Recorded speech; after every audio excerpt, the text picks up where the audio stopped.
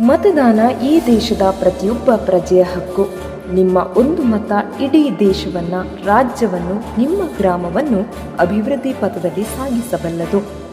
Vote ಮಾಡುವ ಮುನ್ನ ಯೋಚಿಸಿ.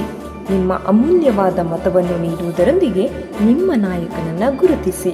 ತಪ್ಪದೇ ಮತದಾನ ಮಾಡಿ. ಇದು CTVಯ ಕಳಕಳಿ.